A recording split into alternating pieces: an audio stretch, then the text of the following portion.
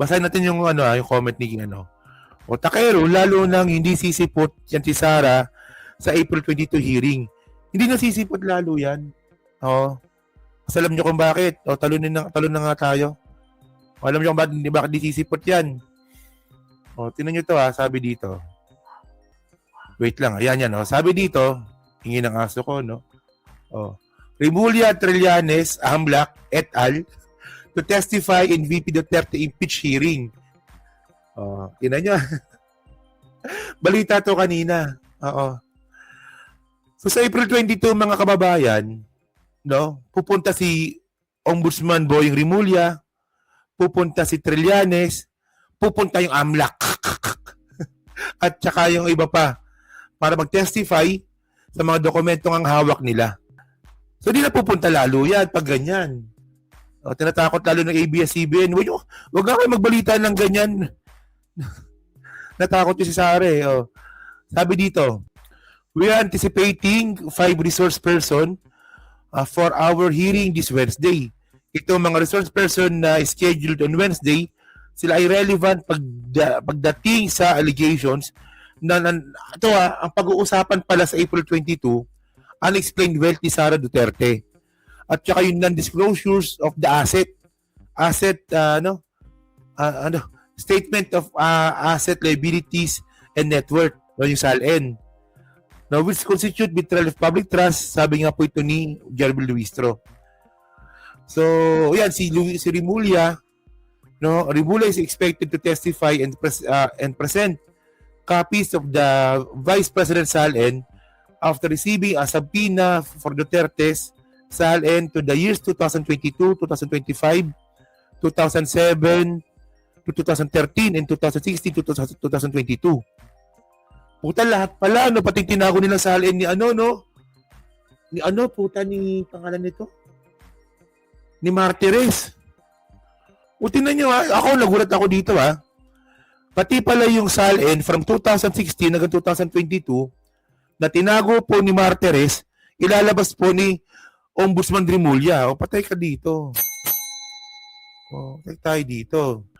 Sabi naman dito, si Trillanes is expected to talk and present document on these allegations that the Vice President has unexplained wealth. Maganda. Kinumpirma, yung mga unexplained wealth na yan. Ay, ina mo, Sara ka. Bigla nakakaw ka. Ina mo. Reaction na natin itong asan ba to? News 5 ba to? Tingnan ko nga. Kalimutan ko na. Sige. News 5 o GMA7? Sige, saan na ba tayo? Ito, sige. Ombudsman Jesus Crispin Remulla at dating Senador Antonio Trillanes IV nahaharap sila sa impeachment hearing laban kay Vice President Sara Duterte sa Miyerkules. Ito yung pinaka-hinihintay ni Trillanes, no? Ito yung pinaka-hinihintay ni Sentry, no? Na makapagsalita siya, no, na para ipakita nga po yung kanyang ebidensya laban nga po kay Sara, no, at sa pamilya Duterte, syempre. Talakayin ng House Justice Committee ang mga hindi umano maipaliwanag na yaman ng bise. Balitang hatid ni Jonathan Andal. Balitang hali, ano pala to, no? Puta, GMA7 pala to, makaka-copyright pala tayo dito. Ang mga umano'y unexplained wealth o di may paliwanag na yaman ni Vice President Sara Duterte ang tatalakayin sa ikalawang pagdinig ng House Justice Committee sa impeachment complaint laban sa kanya sa Miyerkules, April 22. Sabi ni Ombudsman Jesus Crispin Remulla, alam niyo mga kababayan, no? Yung isang dapat na imbestigahan po ng Committee on Justice, yung mga bahay po ni Sara. Madami po yan. Hindi lang po iisa yan. Yung pinapakita nilang bahay ni Digong, doon sa Davao City, sa likod ng airport. Merong bahay sa Metro Manila yan si Sara Duterte. Madami. Sana maimbestigahan din po yun, no? Dalo siya sa pagdinig, dala ang mga SALN o Statement of Assets, Liabilities and Net Worth ng BISE. I will show up for a while. Kailangan magsasagot na ng mga tanong yung person in charge of the documents of the Kasi wala ka ombudsman. namang kwan doon Wala akong kilalaman. Institutional yun. Yun. Just to show respect to the House. Si dating Senador Antonio Trillanes IV na ipinasampina ng komite ng nakaraang hearing kinumpirma sa text message sa GMA News na tetestigo siya tungkol sa mga umano'y nakaw na yaman ng BISE. Ipinatatawag din ng Anti-Money Laundering Council, Securities and Exchange Commission at Bureau of Internal Revenue. Pag na-establish sa mga bank accounts sa financial Teka lang, mamaya na si Ridon na. Alam nyo, no, ito yung isa sa pinaka-importanting bisita nila, no, yung AMLAC. No, yung AMLAC. Kasi po, no, tingnan nyo to, tingnan nyo to. Pinapasabi na din po kasi yung mga negosyo ni Manscarpio, di ba? So, ngayon, ang pinakamalaking tanong ngayon natin dito, ito bang mga negosyo ni Manscarpio ay nagamit ba para sa panlinis ng pera? Kasi grabe ninakaw ni Sara mga kababayan. Puta, may 1 billion. No, nung siya yung mayor pa siya ng Davao, di ba? Nakakuha siya ng 1 billion na na insertion eh. Oh, may confidential fund na 400 million. No, so ang point natin dito, no, paano kung itong mga pera nga po na nakuha ni Sara nung siya yung mayor, habang presidente nga po si Digong, nagamit pong panlinis yung mga negosyo nila. Meron silang 10 negosyo eh. Meron paggawa na pagkain, may fast food, may security agency, may port, meron silang port. Oo. At saka gay bar, hindi walang gay bar. Sorry. So, sige. pag na-establish sa mga bank accounts, sa financial documents, yung pong kaso on unexplained wealth, yung pong kaso on SALIN violations, rising to a level of betrayal of public trust, mabubuo po namin sa darating pong pagdinig. Kapag Yan so kasi nga po, no, tinan nyo kung hindi ma-justify nga po, actually mga kababayan, no, dito dapat pumunta si Sara. Diba? Sa April 22, dyan dapat siya pumunta. Kasi ano pang kinakatakot ni Sara, hindi naman hearing yung nangyayari. Tignan nyo yung mga tanong doon sa Committee on Justice, totoo ba yan?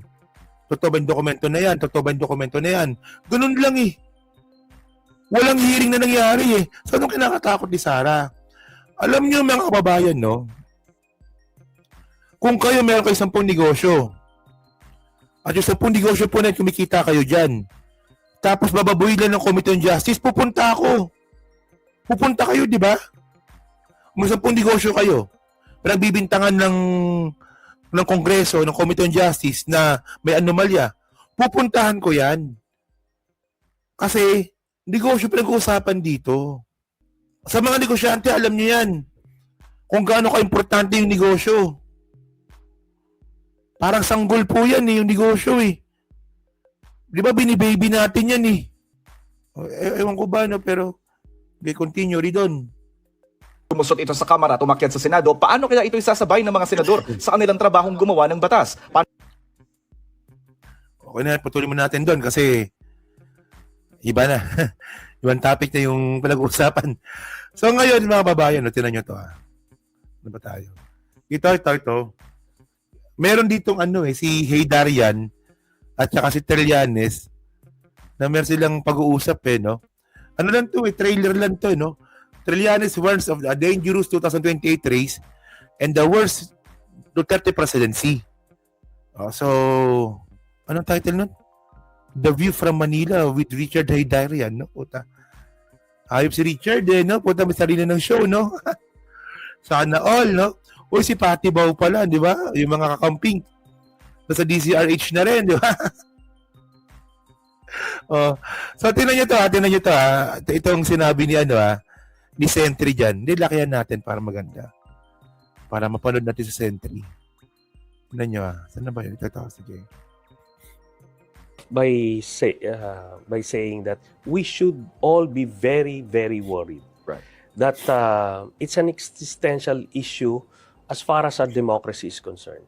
We have seen Duterte Part 1, Duterte 2.0 under Sara Duterte. Could be worse. Because? Because of... Hindi ako naniniwala talaga ako mga kababayan, no? Kung si Duterte nga po yung isa sa mga worst president nga po sa history na Pilipinas, mukhang si Sara po yung mas magiging worst. At least si Digong nakitaan natin ng kahit papaano. Diba? Marunong siyang politiko Diba? Tama, diba? At least si Digong kahit nga po na bastos, mamamatay tao, no? Worst president pa rin po siya. Pero kahit paano nakitaan natin na magaling siyang politiko. No? Pero it doesn't matter naman kasi masamang tao pa rin po siya. Pero si Sara, mga kababayan, hindi siya magaling na politiko. Hindi po magaling na politiko si Sara. Kasi ang isa po sa traits na magaling na politiko, magaling magsalita. 'Di ba? Marunong maglaro sa politika. O sige, ito, continue natin. Kung bakit magiging worse si Sara.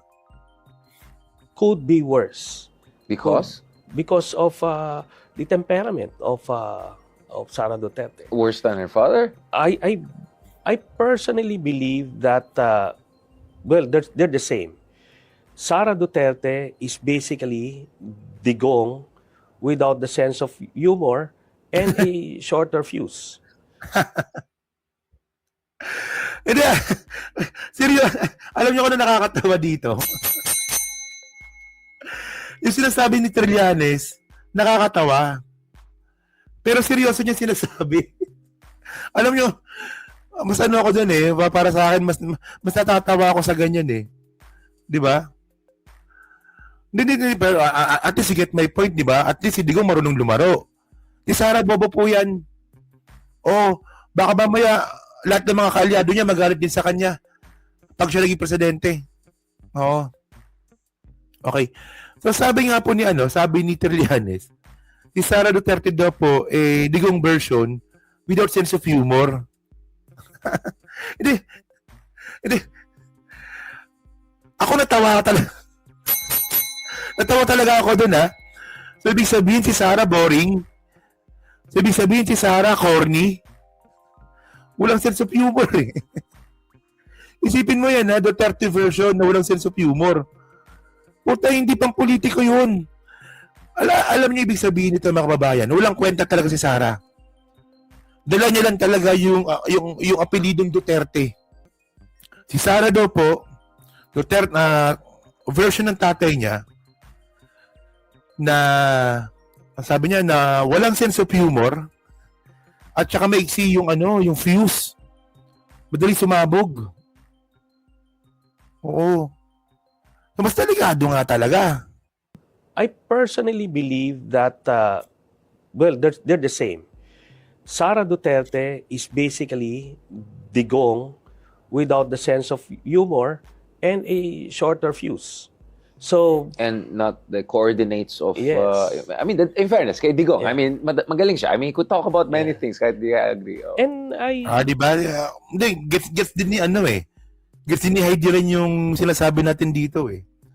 Di ba? At least hindi kang mga kababayan, kahit na bastos, kahit na salbahe, kahit na masamang tao, nakita mo yung leadership sa kanya eh. Hindi sa inaano ko si Digong Hindi sa pinupuri ko si Digong Kasi tinan nyo. Kasi si Digong mga kababayan, nautusan niya si Marcoleta para ipasara yung ABS-CBN. Napakulong niya si Dilima gamit yung kanyang mga alipores. Hindi mo mapapasunod yan kung di ka mahusay na leader. Si Sara walang ganun, sinasabi ko sa inyo. Walang ganun, bumalapit lang yung mga tao kay Sara kasi namimigay ng pera. Dinadaan niya sa suhol. Ganun, napakadelikado ng ganun. Paano ko nasabi dinadaan niya sa suhol? Tinan niyo yung isang teacher po, di ba? Na sinuhulan ni Sara. Binibili ni Sara yun para makakuha ng loyalty Gloria Room, ano ba yun? Gloria Mercado ba yun? Gloria Mercado yun, di ba? Yung binibili ni Sara pero hindi niya napasunod. Oh. So, ganun po yung style ng leadership ni Sara. Kapag malapit ka sa kanya, babayaran ka niya, bubusugin ka niya. O kapag hindi ka na sumusunod, gagawin ka na niya ng problema. Ganun. Hindi siya leader, kung tutusin. Gloria Mercado nga, di ba? O, tama nga. I believe Sara Duterte has psychological issues. And Gago. being mentally unstable, if you give presidential Power. powers to such a person, then that's a sure formula for an abuse of authority and power. Now, there would be oppression. There would be institutions that would be demolished because it will experience her wrath. Vengeance, So, yeah. vengeance. So, let's not even contemplate a possibility that it could be any good for our country. Oh, wala. Tama yun. Baliw si Sara. Pag siya naging presidente, walang magandang may dudulot yan sa bansa natin. Oh, tama si Sentry dito. Pero grabe sinabi niya, no? Hindi Ako, putang na. Ako pag tinawag, pag ako sinabihan mo kung wala akong sense of humor, putang masasaktan ako eh. Hindi nga. Hindi nga, seryoso. Oo. Pag ako, putang na matakero. Di ba? Ano bang pagkasabi mo, wala kang sense of humor? Puta, masakit sa akin yun. Ang wala kay Sara, di ba, ewan ko lang kay Sara kung masasaktan siya doon, boba nga eh. Baka ibig sabihin ng sense of humor, di niya. Alam mo kayo mga DDS, o kayo mga DDS, alam niyo ba ibig sabihin ng sense of humor? Ano yun? Pang-anim na sense yun. Di ba? Sense of sight, sense of smell, sense of humor, na Di. Kayo mga babang mga DDS. Alam niyo ba ibig sabihin ng sense of humor? O baka hindi niyo alam? O tana, bobo kasi kayo. Ang alam niyo na kasi for patay-patay. Yes, that's true. Sarah has psychological issues. Di ba? Asan na pala yung psychotest niya? No? Tagal natin hinihingi yun. So, alam niyo mga kababayan, no? Bukod nga po, no? Ako nakikita ko na no? Pag si Sarah nga po naging presidente ng Pilipinas, mga streetwise, no? Yun na to, no? O Sara Duterte may face false offense over Chinese link funds.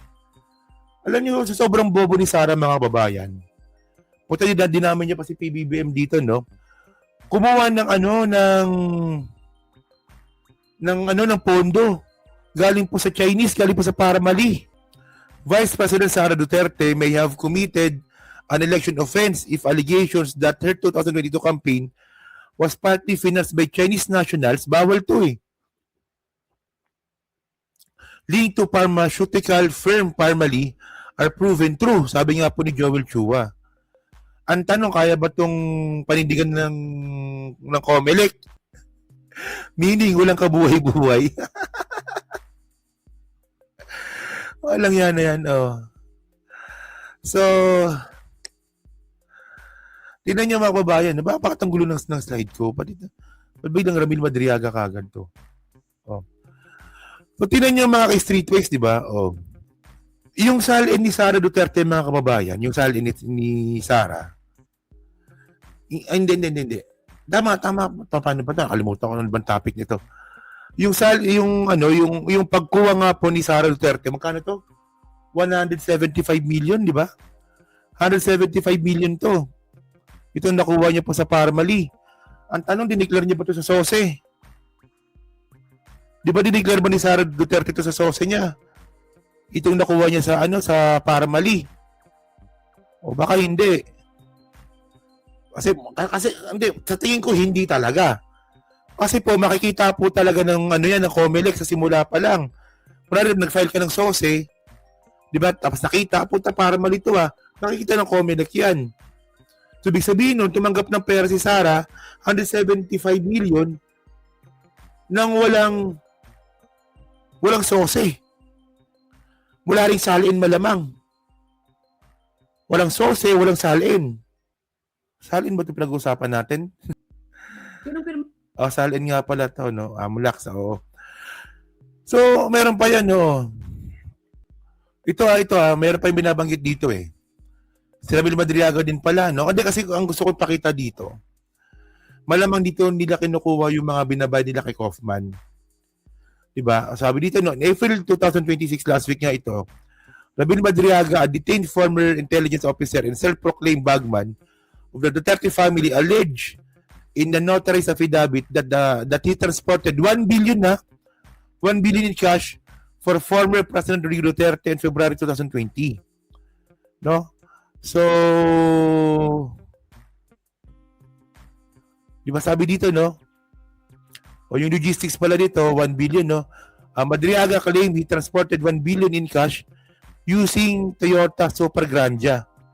Nakasya kaya yung pera doon, 1 billion. Ewan ko lang, no?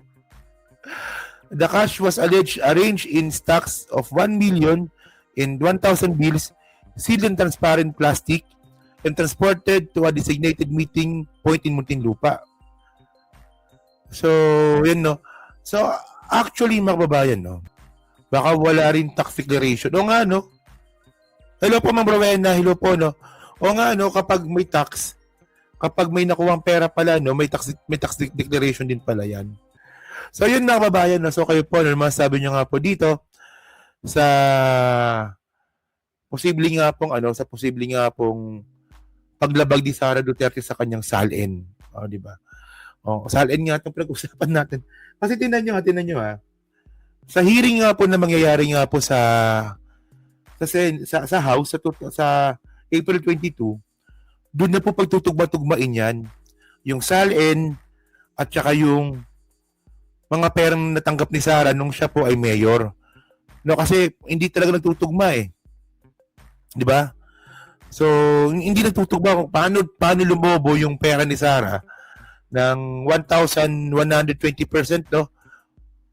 Sa kanyang salin. Di ba? So, pag-usapan yan dyan.